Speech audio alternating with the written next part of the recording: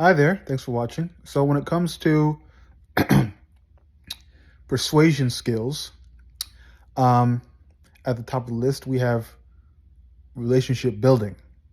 So when it comes to relationship building, you have to make it a full priority to be mindful of people's feelings and be able to connect with people. And oftentimes, this will require putting your uh, beliefs and thing your biases and beliefs about the way you see things aside and focus on the other person and what they're thinking and what they're saying, which brings me to my next point: active listening.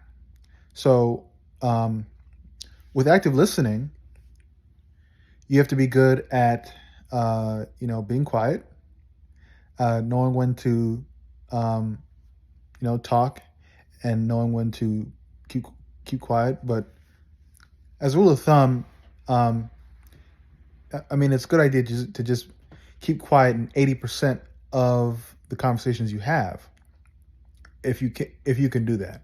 I mean, there'll be points in times where you have to adjust and not talk as much, or talk more to get some information out of the client, or person you're speaking to, um, and that's okay, But that's just as a general rule. But um, I mean, this is such an important point because uh, a lot of people pay for these things. I mean, there's so many therapists out there, and there's even people on Fiverr who are charging people um, an hourly rate just so people could listen to them, and hear what they have to say. So it's important for you to not just listen, but listen with the intent of asking specific questions tailored to what they just said. Because when you can ask questions about uh, their talking points, it reflects that you were listening and that you care about what they're saying. And when clients know you care, that is a big deal. Um, so the next subset of skill you need for good persuasion is empathy. Um,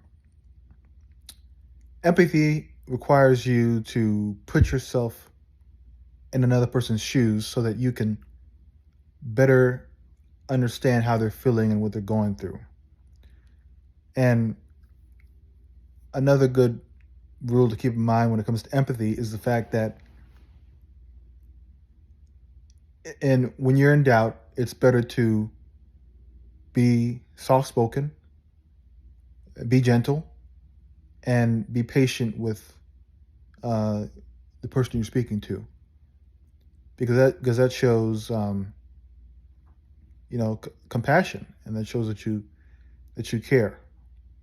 Because I don't know about you, but throughout my life, most people have not shown me empathy.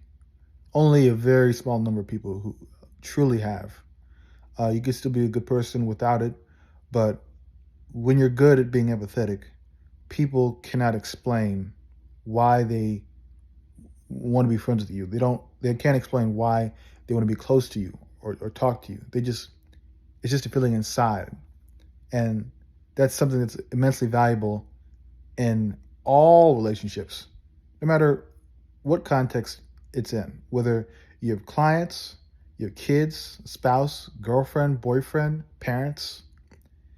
This is such an important skill in life that even me myself, um, it's my empathy muscles is something I always have to strengthen every day, and I try to keep it pumped, and get better at it. And this is something I'm going to cover more in detail on future videos. Um, yeah, and let's see. Another skill that's required for um, a successful persuasion strategy is creativity. So with being creative, that requires you to think differently and see things differently, and not just see things for how they are, but what they could be. How can you turn a bad situation into a good situation? How can you make a negative a positive? How can you create a win-win situation for everybody involved, and and make everybody feel good about their decisions? Um, because oftentimes creativity will it's I mean it's hard because it's not always obvious. Um, you know, and oftentimes being creative is synonymous with uh, doing things without any money involved. Uh, and the good news about creativity is that when you get good at it, you can make things happen that you didn't know you could do, um, and that will make a big difference in your life. Um, Another skill that you need for persuasion is negotiation skills. So with negotiation, you need to be good at looking at people and being able to just not not you have to be okay with not accepting everything you wanted in the beginning. In the beginning, you have to um, be able to give a little bit, you know, and accept certain terms and conditions uh, that you didn't foresee. So negotiation is applicable in many different contexts. It's often synonymous with sales itself, because you're trying to close a deal, and that will require negotiation. Um, so with negotiation, um, you have to look at both sides, and it requires the ability to make to create a win-win situation on both sides. So um, I hope that you've enjoyed this video today, and thank you for watching.